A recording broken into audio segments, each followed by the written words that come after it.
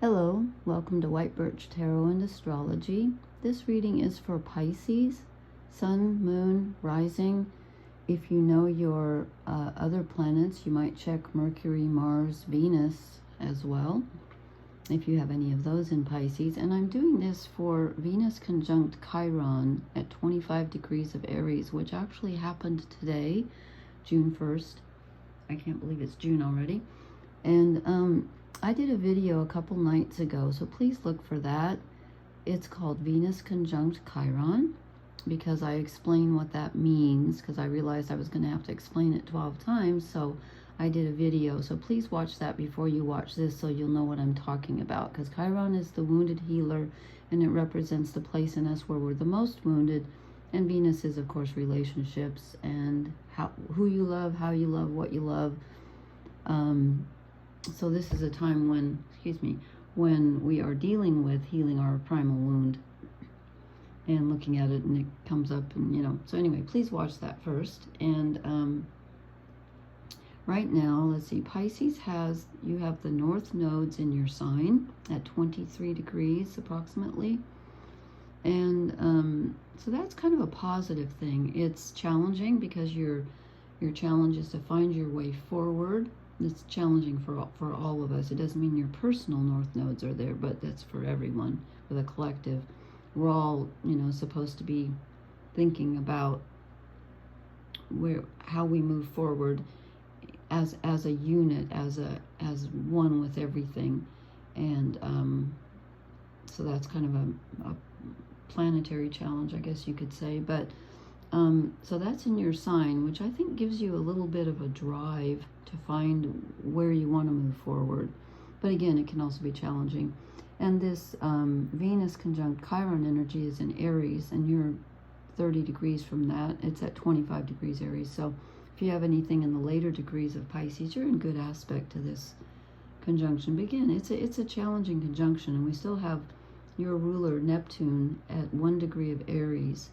And that can be kind of stimulating for you and give you, a sense of, well, look at the first card we get for your overall energy, the Ace of Wands. That's exactly what it does. It gives you some oomph, some desire.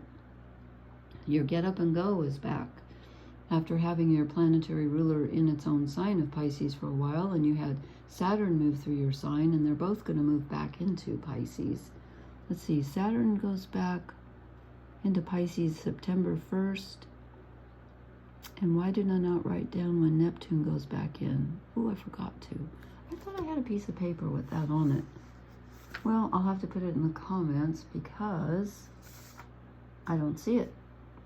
I thought I had it here. But they both go back into Pisces for a while, and then I think next January they both move out for good, or February, maybe the beginning of February. But let's see, did I write that down? No, I didn't. Okay. Anyway, so this is you finally getting your desire and your energy back. But I was a little confused when I drew the second card, because I said, what does Pisces need to let go of? And it says emotional neutral. You're bored, you're dissatisfied, you're just not feeling it on an emotional level. You could be lonely. It's just kind of like blah. And I thought, well, these don't go, because if you're feeling the desire and the motivation, why are you feeling emotionally stuck and sad and nothing? So I drew a couple of clarifiers, because that confused me. And I got the Five of Swords, which means there's been a battle, and this person hasn't necessarily fought, but he's picking up the swords. So I drew another clarifier, because I was like, what? And I get the Knight of Cups, which is in your reading twice. So what I'm feeling like is there's been some upset. Fives are always upsetting. And some arguments, some not getting along with people, and some thoughts that may be jarring. And I think that has kind of put you off a bit emotionally. And also, you're the one doing the cleanup. There's been something unpleasant here, but then something comes in. There's an offer that comes in. There's some peace that comes in. And I think Okay, this is my feeling. I think this might be you needing to be the peacemaker and needing to, and I'll show you why I think this because of other cards in the reading. I think this might be you needing to forgive the fact that there was even a battle in the first place. You're feeling your energy, but I don't know that you're actually feeling emotionally, good, because I get the Four of Cups. Pardon me, I just burped. How embarrassing.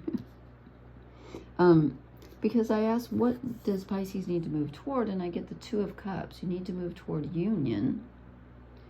And again, I'm getting this really strong feeling of forgiveness. That there's been a separation, there's been an argument, and you need to make amends. I'm feeling that. And again, this is about Venus conjunct Chiron. It's about healing the wound. So I'm getting a very strong forgiveness feeling and letting go of the emotional resentment or stubbornness or whatever. Because the Four of Cups can be very stubborn. Like, no, I was right and you were wrong.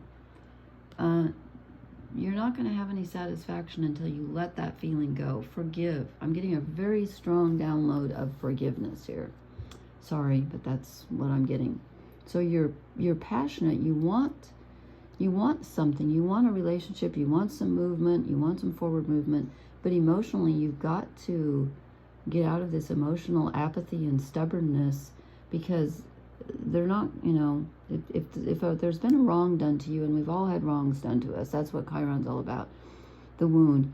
It doesn't do any good to hang on to that and wait for people to apologize, because if it happened, however many decades ago, that's probably not going to happen. Okay, then I asked, what is Pisces' challenge? And I got two cards. I got the Three of Wands first. So you need to explore. You need to look toward the future and have some foresight. You need to open up. You need to open up the avenues and have a broader outlook. Okay, you need to really expand your visual horizon here. And I also got the Ace of Pentacles. You need to take a first step. You need to not, desire the whole shebang right off the bat. You need to be willing for it to start out slowly, because you're the Ace of Wands. Okay, this is a beginning desire. We're starting at the beginning of the suit here, the Ace. And then we get another Ace, the Pentacles. You got to start from the very beginning. You're starting something new, and you have to take one step at a time and do something really tangible. Don't just feel it. Don't just say, well, I want somebody to, to make it up to me, and I'm going to wait for them to, to apologize or whatever. No, you have to take the first step. And again, when I see this Knight of Cups, that's generally someone bringing you an offer. I'm feeling, again, very strongly that this is you. Because when I said, what's the best possible outcome, I got the Knight of Cups, and I thought, oh, good, someone's coming in with an offer. Maybe. But since I got that as a clarifier for the Ace of Wands, for your overall energy, I think, again, this might be you offering. I think this might be you moving forward with an open heart and generosity and forgiveness, and that changes everything, I think. Okay. Because, and also I thought this because of the two shadow cards. I drew you two shadow cards. We get judgment. Okay, we get judgment. This is the karma card. This is how you look at the past, the present, and the future.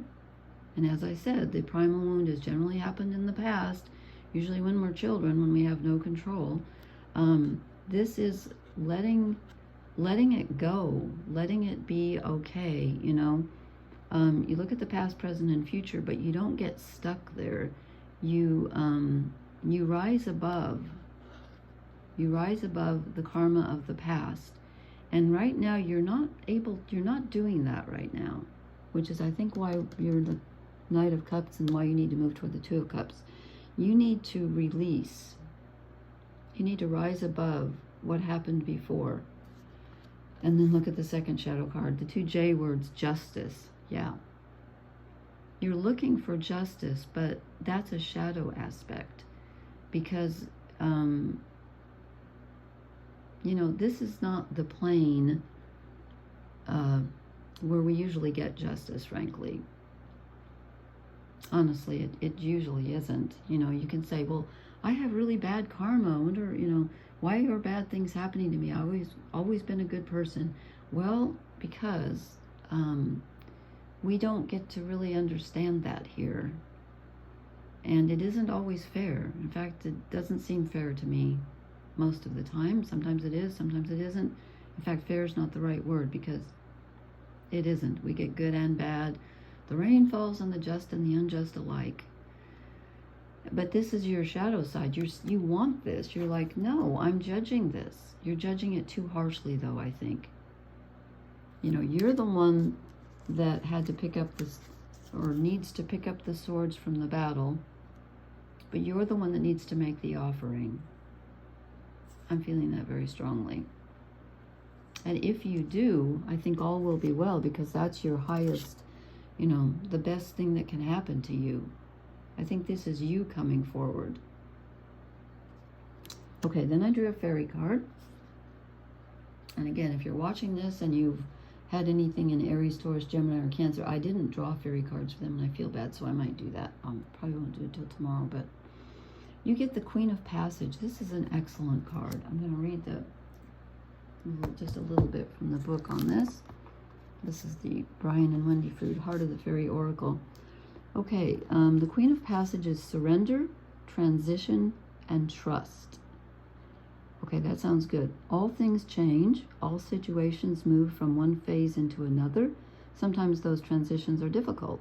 Letting go and moving on, whether to a new life, a new love, or perhaps just a new phase of a current relationship, can be painful, but the Queen of Passage is there to help with those transitions. She looks ahead with the keen sight of the kestrel and can see the future with the wisdom of the raven. She holds a pomegranate, a sign of fertility. There is growth in the future. There is a way ahead. The darkness comes as you step from one state to another.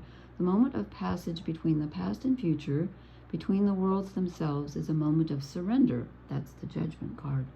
Trust this great queen to be your guide. Listen to what she has to tell you and then take that step. She will be by your side in the moment you move out of the past and into the future. Yes, you need to move out of the past.